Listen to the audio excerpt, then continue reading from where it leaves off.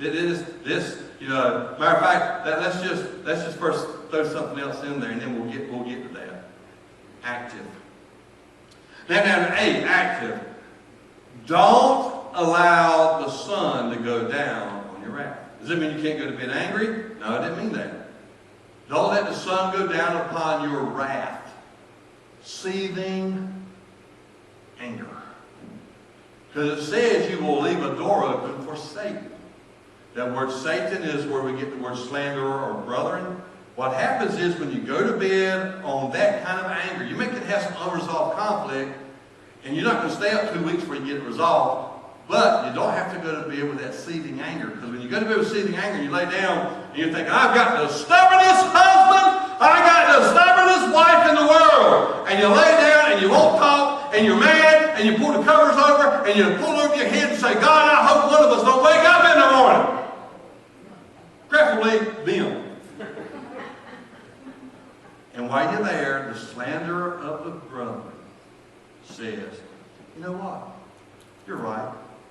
They're about as sorry as they could be, sorry excuse for a spouse. Matter of fact, I'm pretty sure that if they had a chance, they would go ahead and they would just tear you apart. They would just leave you sitting here holding the back.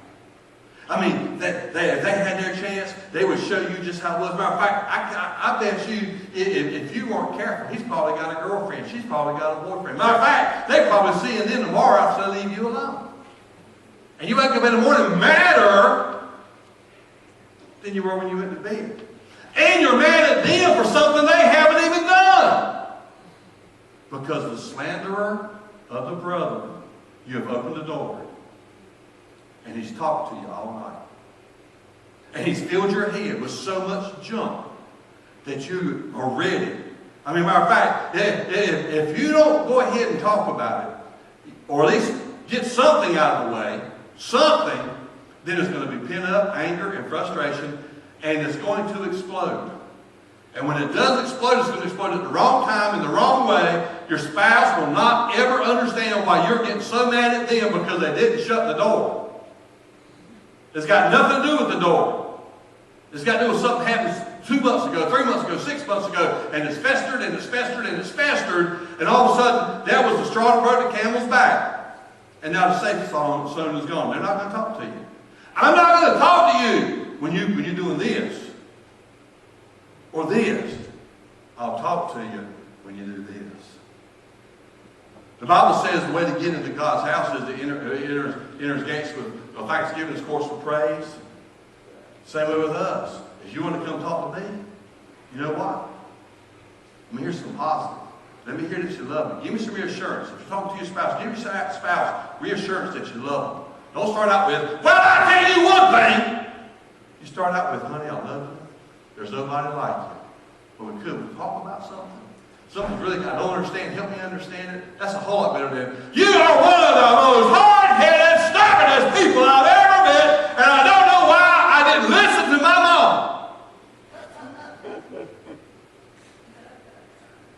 Wow. And you're going, where'd that come from? All I did was I didn't shut the door and a fly got in. Okay, see, listen, today's anger is manageable. Yesterday's anger is almost impossible. Reason why is because Satan's got in there now, the accuser of the brethren, and he's tearing it up. He's getting in there, and he's got you so suspicious now of that person, no matter what they've done. They may have done a class F problem. You got them doing a class A felony. And you're going, how in the world did that come from there? It's because you let Satan be your bedfellow. And listen carefully. He doesn't talk to you in his voice. I told you this a few weeks ago. He talks to you in your voice. And man, he can really wear you out talking to you in your own voice. So watch this. Love puts up with anything. Verse 7, trust God always looks for the best, never looks back, but keeps going to the end. One guy said, when my wife gets mad, she gets historical. The man said, don't you mean hysterical? He said, no, historical. She remembers everything I've done from the day I met her. She's pulled up stuff I don't even remember and pinning me to the wall with it. So now watch. So, egg them on. But when you're trying to talk, egg them on, watch this. let us consider how to stimulate one another to love and to good deeds. How many squabbles or squibbles or quibbles, or whatever you want to call it, turn into full-blown disputes when one person stimulated? Let us consider how to stimulate or provoke the other to anger. Wow. I've been with people before, and I was having a good time. And they didn't even realize it. But, come here, Patrick. Come here for a second. Just for a second. You're going to do me this time. All right, we're having a good time. Now, here's what I want you to start. I just want you to start pushing on me. And just, you ain't got to say, I usually push him, but now he's got his chance. Here it is. Here's your chance. No. Just look. Look.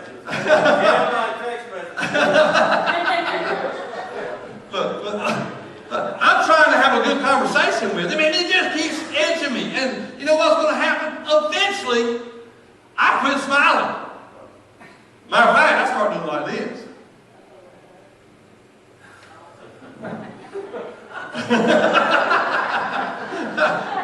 And then I push back. I won't do it to you, but look, I push back. Why?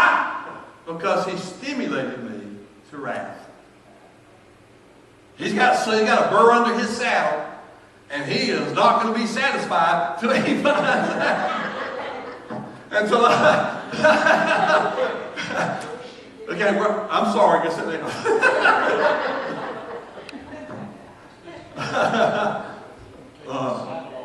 okay, so watch this.